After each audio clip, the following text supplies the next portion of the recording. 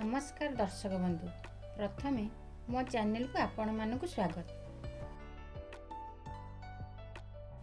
दर्शक बंधु, आपण माने सबु बेले पुरी आसीथिबे महाप्रभु श्री जगन्नाथ को दर्शन करिबा पई, किंतु आपण जानते कि पुरी रे एभली एक स्थान अछि जेउठी को आपण माने आसी नथिबे। चलंतु आमे आज सही स्थान को बुली जिबा एवं सही स्थानर महत्व विषय जानिबा। वर्तमान आमे आसी गंतव्य स्थल रे पहुँचीबु। एई देखंतु श्री श्री ओमकारेश्वर देव मंदिर। प्रथमे आपण माने नंदी महाराज को दर्शन करि नियंतु।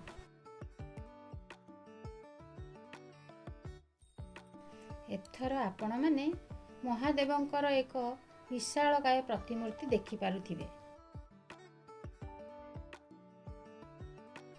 चलंतु मंदिर भितर को प्रवेश करिबा।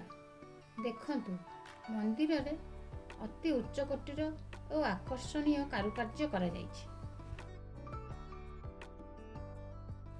एही मंदिर परिसर रे अन्यान्य देवादेवींकर छोट बड़ मंदिर मध्य अछि।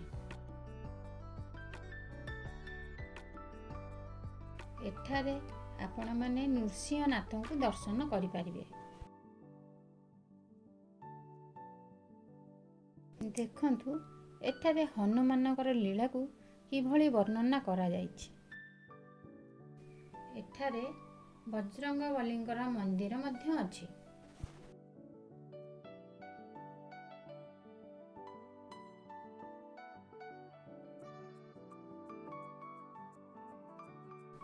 राम सीतांकर जुगल मूर्ति देखंतु। दर्शक बंधु, मो वीडियोटी आपण माने संपूर्ण देखंतु। जदि मो चैनल रे आपण माने नुआ अछंती तेबे चैनल टी को लाइक, सब्सक्राइब और शेयर करबा को आदौ भूलंतु नाही। वर्तमान आमे पद्मनाभ स्वामी को दर्शन करि परिबा। एठारे तांकर विभिन्न अवतार को व्याख्या करा जायछि।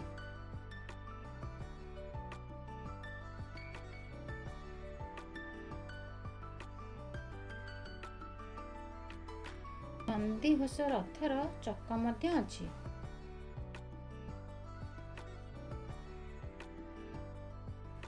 मंदिर प्रांगण रे एक भोग भंडार उपलब्ध अछि।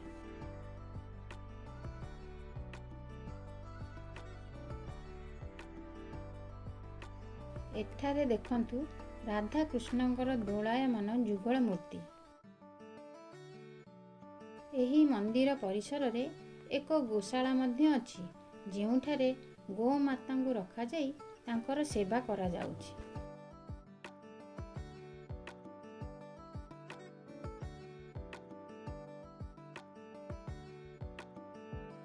दर्शक बंधु, वर्तमान आपण माने एही मंदिरर मुख्य आकर्षण देखिबे। हाँ दर्शक बंधु, एई देखंतु गोटे स्थान रे एककालीन आपण माने 108 ज्योतिर्लिंग दर्शन करि परिबे।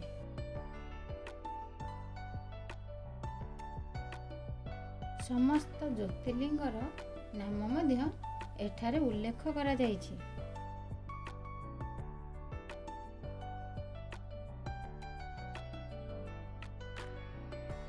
दर्शक बंधु, आपण माने समय बाहर करी निश्चय एही स्थान को बुली आसंतु। देखिबे एही स्थानर परिवेश आपणक हृदय को मंत्रमुग्ध करिदेब।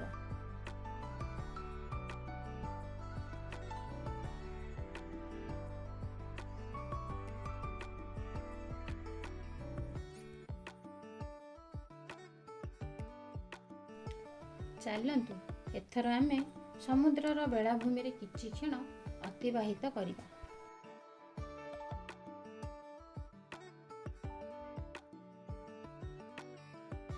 समुद्र बेलाभूमिर परिवेश अति रोमांचकर होइଥାଏ।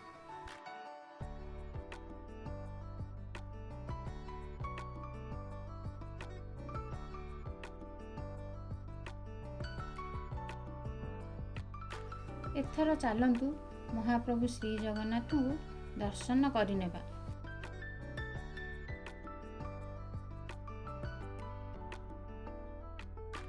ଦର୍ଶକ ବନ୍ଧୁ, ଆପଣମାନଙ୍କୁ ମୋ ଭିଡ଼ିଓଟି କିପରି ଲାଗିଲା କମେଣ୍ଟ ମାଧ୍ୟମରେ ନିଶ୍ଚୟ ଜଣାଇବେ।